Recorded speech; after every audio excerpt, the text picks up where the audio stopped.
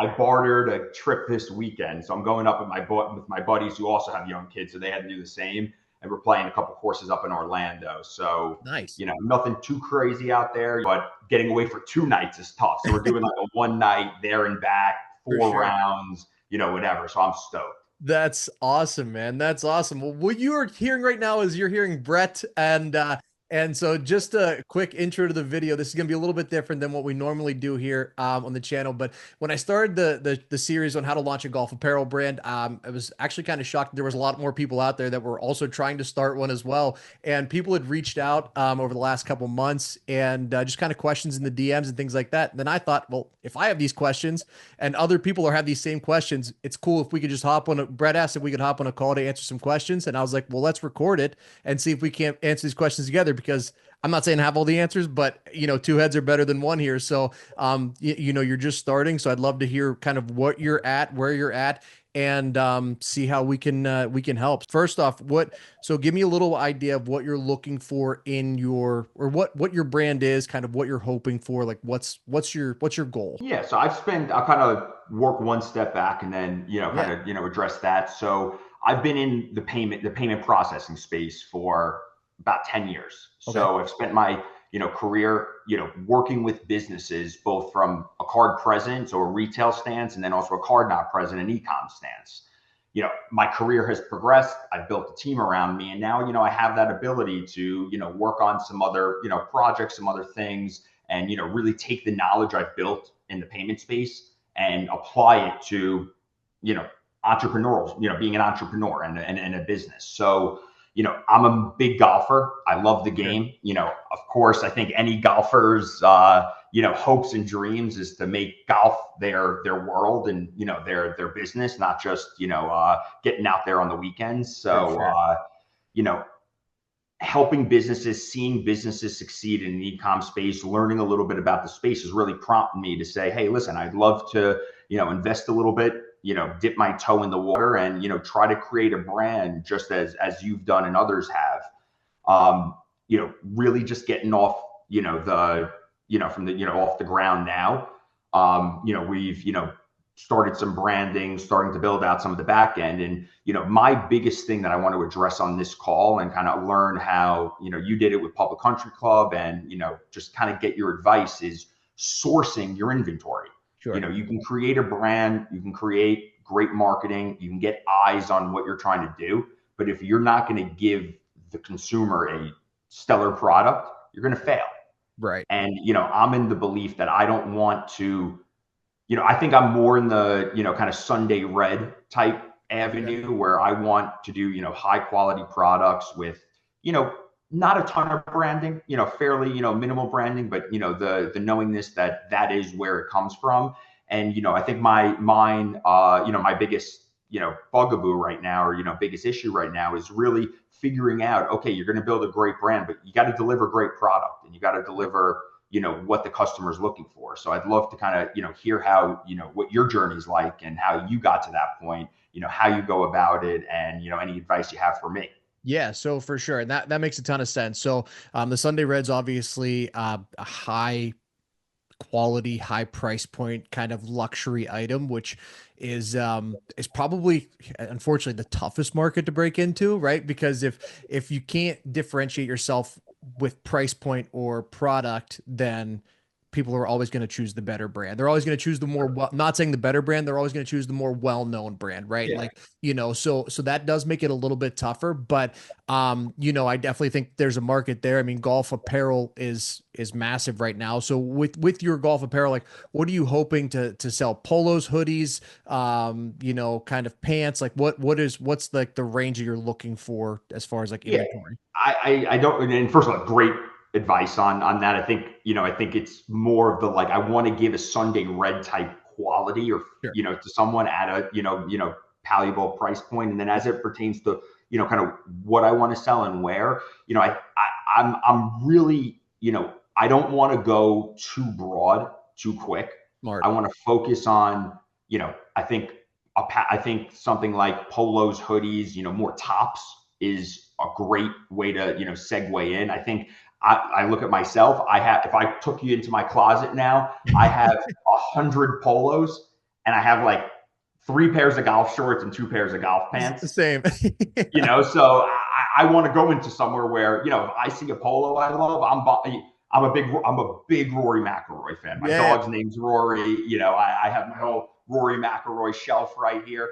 You know, when he won the Masters, I bought every single one of those Nike polos he wore on that, through that. I mean, I've been waiting for that for 10 years, for almost 11 years. for sure. So I think going into the, kind of tops, we'll call it, in the get-go would be where my focus would be. Yep. I also think that, shoes is interesting as well.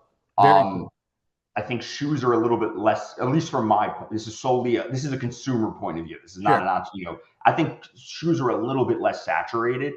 But also you're then going to run into that same wall, which is I've always been the guy that has one pair of golf shoes. For how I've many years? For how many years? Yeah. I recently ventured out and got a second pair Yeah. just because I wanted something a little different. And I want to go into something that someone's going to buy in more of a quantity than just For sure. one pair once a year, beat them to death, and then go and rinse and repeat and buy another one. Makes sense. Two things with the golf shoes, and then we'll hop into the sourcing stuff. Golf shoes. So the two avenues that you can kind of build a business, and in my opinion, this is just my opinion, but you can kind of build a business and actually make it successful quicker. Is like golf shops, selling into golf shops, right? Mm-hmm. And then also online, right? So shoes is tough because your inventory, your SKUs, your storage on it, because you can fit a million hoodies in a small tote, right? You can't fit a lot of golf shoes in a small space, right? And the other thing too is selling into golf shops. It takes a ton of space in their shop to actually stock and inventory golf shoes, so they don't bring a lot of them in, right? So down the line, sure, cool, build a brand and then release a limited run golf shoes, sell it out before it even hits your website, perfect, right? So as far as the sourcing goes, what I've done, and may not be the clearest answer, the best answer, but what I did was I started doing a lot of research on different manufacturers, right? Because not every manufacturer is going to be great at what you want, right? And not every manufacturer may do the same style or the same thing that what you want, right? So what I did was I found about 4 or 5 manufacturers, like on like an Alibaba or like a Google. There's a bunch in Vietnam. There's a bunch in Korea and things like that. And ordered samples, right? So you really, for me to just be like, hey, I use this manufacturer, it really wouldn't even help you that much, because again, it'd be like going to a restaurant and being like, I love this spaghetti and meatballs. Ask the chef what his secret sauce is, and give me that, and then you go replicate it, and people are gonna be like, well, I'm just gonna go to the guy who started, you know what I mean, and do For it that sure. way.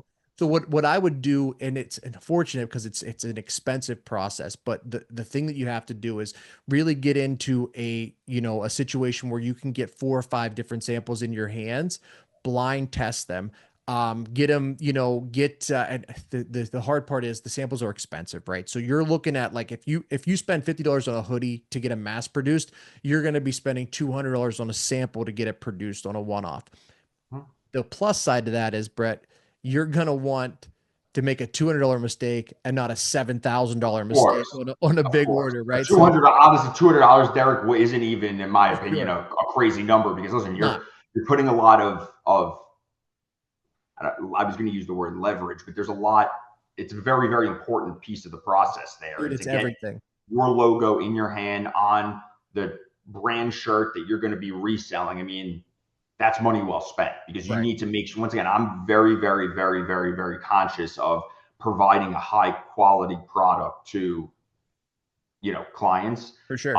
And having the need to get that in your hands with what you need, It's that everything. seems like honestly a fair expense. It's everything, man. And so like getting 4 or 5, and honestly, man, like I got 4 or 5 different manufacturers that made some stuff, and searching through like who does good golf hoodies, or who does good athleisure hoodies. I kind of steered away from the golf space a little bit whenever I started making the hoodies, because I just wanted the best athleisure hoodie that could also work for golf, right? Because athleisure is a wider market and there's better manufacturers in that space. So there's a little tidbit of what I did. I got 4 or 5 samples in, and I just you know, almost immediately, like, oh, this is good. And then once I took that, then we started playing around with like, oh, the stitching needs changed, or all this, you know, this logoing needs changed, or this sizing's not right. Hey, my demographic's 22 to 45, I think. You know, they feel like it fits right in that range, right? So I wanted something that fit those guys the best, and that's kind of what we did. So Yeah.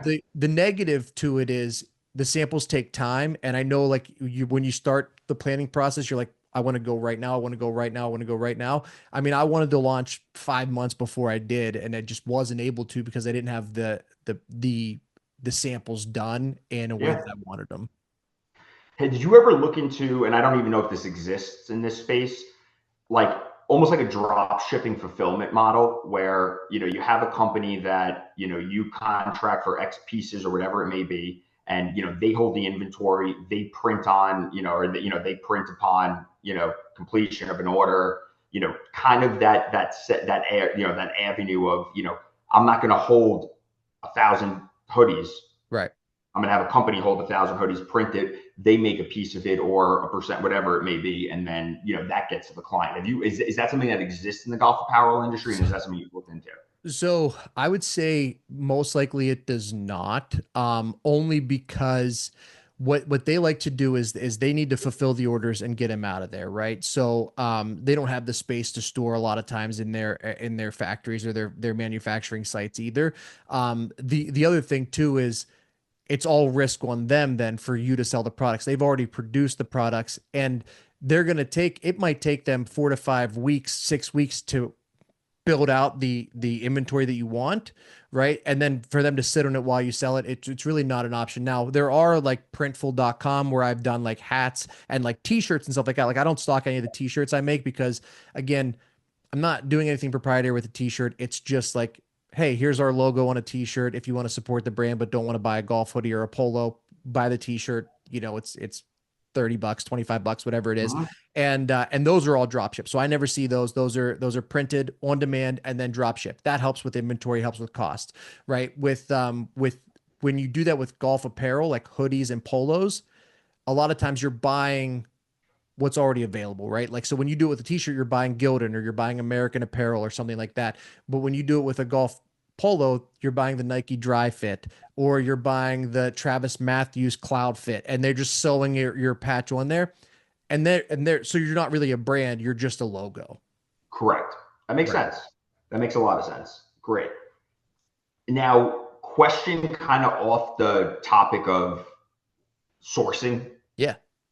more on just, so how do you run your payments? Just because like that's my background. That's obviously kind of how I got exposed to the ecom world. How do you go about running your payment processing, and what do you use to make sure that, you're not eating into your margins more than, need be? Sure. I mean, yeah, and that's a thing you learn quickly whenever you get your first payment. You're like, that was supposed to be more, right? So, Yeah, correct. Yeah. yeah. So, I mean, if you have a system in place for it's a little different. Like Shopify is going to do what Shopify is going to do, right? So all of their stores run through Shop. All of my store runs through Shopify just because it's the easiest platform to build on, in my opinion, and link all your stuff together on it. So they take a percentage of that and you just kind of build that into the margins. For me, I'd rather, especially on the first run, make less on a piece, and then also be able to get more in people's hands, right? So to me, every piece that I build is a business card, and every business card that I have in someone's hands, it's just another opportunity for someone to see it and buy the next one. So but yeah, so I mean, as far as like the retail side or the wholesale side of things, I'm using QuickBooks to kind of process everything, and it's just easy to send a payment invoice and go at it that way. I'm sure again that was beyond me. That was something I had to learn on the fly. So if you're somebody that has like, if you know that and you know that there's a better way to make that happen, by all means do it, because if you can save yourself money, it's going to be a considerable amount in the long run. Absolutely. Just because, like, I know, like, I'm on my, page now. I mean, Shopify's charging you 2.9% and 30 cents a transaction. Right. That's high. I Sure. mean, if an Amex Platinum is used, it's not that high because of interchange, but most of the time it's not. So if you're just a run of the mill, even a debit card transaction, I mean, that transaction should cost you 60, 70 basis points. Instead, Shopify's charging you 3% essentially. Brent, I guess you would want to ask yourself, where are you going to be selling most of your apparel, right? And so for me, I think most of my apparel sales, because again, you can run Facebook ads and Instagram ads until, in for all day long, right? And people are going to scroll past them. They're not going to see them. You don't transact high on those, or, it's harder to get those to really work and convert. To me, one of the things that I really want to do is set up pop-up golf shops outside of golf courses, on weekends or on, and that's a little bit of like gritty, like leg work or whatever, like set up a tent, have your stuff there, have some music going, like set up like something, whatever it is, and be able to sell right from there. Because I just feel like if I can get the product in someone's hands, they're way more likely to transact. If they can hear the story of the brand or hear what the brand stands for, they're way more likely to transact than seeing a picture on Facebook. So if you're only going to do website, maybe you look into something that's a little bit more cost effective. But if you're going to try to really get out there and do it, like, it's maybe not as big of a concern. Awesome. That's great advice. Thank you. Yeah. Because half the battle, man, is I'll be honest, half the battle is getting the stuff here. And then the other half of the battle is getting the shit sold, right? So like, no one wants to sit on, 4,000 hoodies, right? So like the other thing that you were smart about doing, and I think this is going to help a lot of people out there too, is like limit your number of SKUs or give them a reason to buy more than one SKU when they purchase. Like all of our shirts have like with the hood and with the print in the hood, then they have a matching polo shirt. The idea is like, hey, let's sell two at one time. So we're burning through a little bit. I mean, my manufacturer is asking for at least 100 minimum. And then obviously your costs are up when you're only ordering the minimum. So to me, it's like, so your costs are higher now. And now I'm sitting on 5,000 or 1,000 pieces of inventory. How do I get that moved quickly? Right. So honestly, dude, like that's why, like, I think wholesale is a real good option. If you have those connections, like, dude, you're a golfer, you get into golf shops all the time. How many golf shops do you go into and you're like, my shit would look way better in here, or like this vision that I have would look way better in here. And it's just a simple conversation. You know what I mean? It's just, and that's, so the other thing and I think this will help you out if you're, willing to put those hours in, is get the samples made and then take the samples out to a couple local pros, a couple of local golf shops. Like I didn't have any inventory made when I had, 10 purchase orders before I had any inventory in my hands to even fulfill that. Right. So, and that helps too, because now, you have a purchase order and you're about to go order the stuff. So it kind of offsets that initial cost, right? So instead of dumping $30,000 into it, you already have 20,000 coming back to you at the end, right? And then to scale that, honestly, like that's the thing where like I see a lot of golf brands that just want to sell online, which is completely fine. The way you can do it, two things. You can build it off the back of content like a Good or a Bob Does Sports or, something like that. Or you can build something just extremely better and run it on Facebook ads and things like that. Or you can do the wholesale side of things. For you to scale to a $500,000 or $1 million a year business is not that crazy. It's just a matter of like, all right, if one shop provides, $1,000 of profit to me, then, or 5,000, let's call it $5,000 of profit to me, then I need, 100 shops to provide $500,000 of profit to me. Right.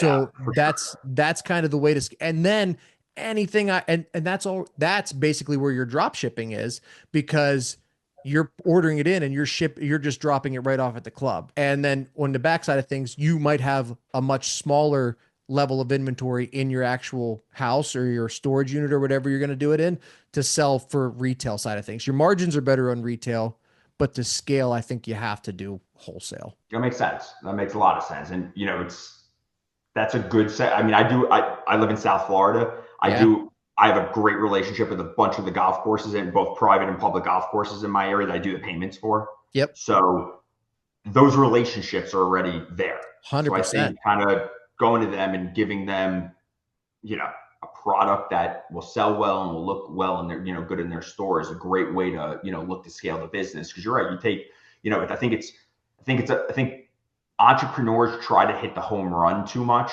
where you got to hit singles and doubles. I mean, I think especially in e-com, singles and doubles win the game. For sure. I mean, the other thing too is what I like to do, or because I majored in golf management, which is about as useful as it sounds. Um, and Probably a you lot of know, fun now. yeah, it was a lot of fun. Yeah, I got drunk a lot, and Yeah. but like like to have those build those relationships with pros and things like that. For me, the first run. I sold into like 4 or 5 golf shops that I didn't have relationships, and then I sold into 4 or 5 golf shops where I did have relationships, and always convert higher on the ones you have relationships with. You always do. And the difference is, it's like instead of me selling the product, it's like, hey, take a chance on me. I've never failed you yet, and that's what you would be doing too. Like, hey, you've taken a chance on me on this payment platform, and it's always worked out, and you know I'm a reliable guy. Here's my passion. I'm doing this payment processing to keep the roof over my kids' heads and to keep my what, but I'm passionate about golf, and I want you to understand that as well. Yeah. And just they connect with you, right? Because you're being genuine, right? And so that's the whole thing. Like, and you don't have to tell me this if you don't want to, because I don't want to step on anybody's feet here on what you're doing. But do you have a brand name picked out already? I do. Yeah, I Okay, do. I mean, I think this conversation has sparked a lot of other ideas in my good. head. And I think even the branding could be like, I really went more for like that broad stroke e-com. What do I think is going to kind of sound good, look good on a website Yeah, where, the more I talk, and I think really like your kind of bit about the athleisure and kind of how you source the products and like testing and kind of figuring out something that's a little bit different. I think that there's a lot. I think there's a lot of merit behind that, and I think that there's sure. a lot of that can be done with that. I do like my brand. We've done a lot of work, to build it. I definitely, don't want to, abandon it. Right. But I think Well, this so conversation has opened my eyes to even, other ways that a brand can go. So let me throw this at you too. Was when I started, Public Country Club was like I mean, we started like, hey, it's a country club for everybody, right? Like I love that that. was Yeah, my goal, right? But then when I started wanted to sell into golf shops, when I started wanting to build this apparel line, I was like, I wonder if this is a good name for an apparel company, or should I change it? So I went back and forth. Dude, I had a name called Hound Creek picked out, right? And like I was like, it sounds like a golf apparel brand, right? But then I talked to a couple of my buddies, and they're like, you have a baked in meaning with Public Country Club, right? Like the name is baked. There's something better baked into that name than just what you are. You can build a yeah, community. So my thought was just like, get a brand that actually makes sense, that you're proud of. And here's the thing, whatever brand you have in your head right now that you're like, well, I might want to tweak it a little bit, keep that name, because that can always be a collection within your new brand. Right. So for me, when I was like the Hound Creek, because my dog's a hound, right? So it makes sense, right? Or whatever. But my thought was like, if I ever want to build an upscale line or a luxury line where it's costing me more to produce it, more to make it, I can make that the Hound collection. Just like Peter Millar has their Crown collection, and every major manufacturer has a higher end version of itself. You can do that with whatever brand idea you have in place right now. And, kind of don't limit yourself to being just that guy, just that one piece. absolutely. That's great advice. And I think if like I said, like dude, for me it was like I was like, I want to sell into private golf clubs, and Public Country Club might not work. And my buddy was like, well, why don't you just crush the public golf market? Like I'll never be in an Oakmont, or I'll never be in places like that, because their members aren't going to touch anything with the word public on it. But dude, that's 0.0001% of the golf population. The rest of us are just out there with our friends drinking and have a good time. So if I can reach that 99%. Totally, totally. Bring and even like I mean, that's like an eye-opening thing, because it's like I think you want your brand to mean more than just a couple words that assimilate to selling product. And I think your brand does a really good job at being something more than just than it is on the surface. And I think that Sure. that's really cool. And I think that that's something that I could work for. And trust me when I tell you this, like, dude, you have my email.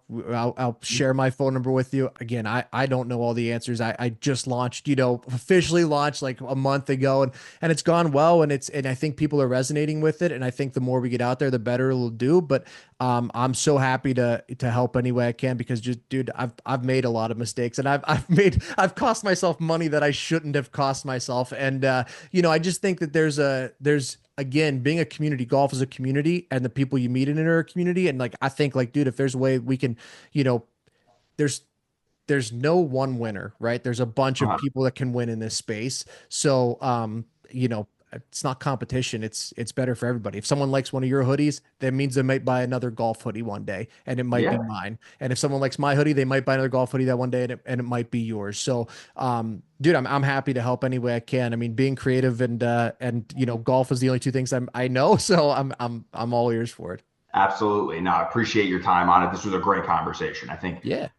I think the point of this was to kind of get some of the juices flowing and kind of, make sure that I'm aligned in the right direction. Yep. And, I think in some cases I am, and that's good. I think in some cases I'm not. And that's also at this point, this is good as well. Yeah. I'm excited to kind of take the knowledge I now have and, get to work and try to, see if, we can build something out cool here. Dude, there's no doubt. The only thing that's going to stop you is yourself. I mean, just truly, dude, it's not as easy as building a website and building up a couple polos on it and going out there. It's like, if you literally want to make this work and you want to scale this to a place that you can retire in, 20 years or 30 years or whatever the case is. I don't know how old you are, but if you want to send your kids to college on a night to a nice school, on your dime, like, dude, it's just sacrifice, man. It's just getting out there and just putting the product in people's hands, because people aren't going to find it on their own. So, dude, Absolutely. you seem like you got a good brain about it, and you're obviously way smarter than I'll ever be. So that helps too, which is good. You're probably a way better golfer than I'll ever be. So I Well, guess, we can't always, you can't have it all. we'll find out. I mean, we're gonna so and also just on that same note, dude, like, hires, if you're what you're, and this took me the longest, and this is I won't take more of your time up, but this took me the longest.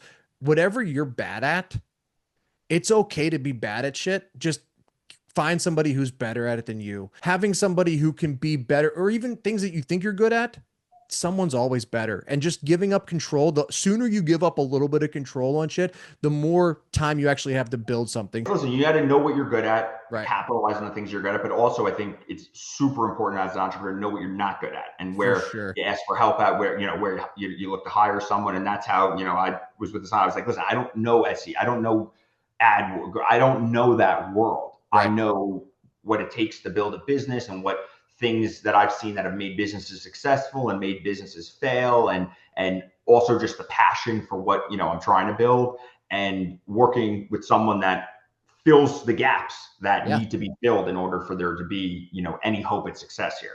That's so smart, man. And like I said, dude, I would love to have a conversation with you anytime you have questions, or, Appreciate it. dude, I would just love to see the stuff whenever it's ready, or Yeah. ideas that you have for the stuff, man. Like again, I think we can all win in this space, and I would love to, hear the success story of you. And who knows, maybe we'll both pop back here on a video, and we'll be helping someone else who has a different idea. But in the meantime, dude, if anything, questions come up or anything like that, and like, obviously I'll send you the full transcript of this video. But if something comes up, DMs, text message, phone call, always here.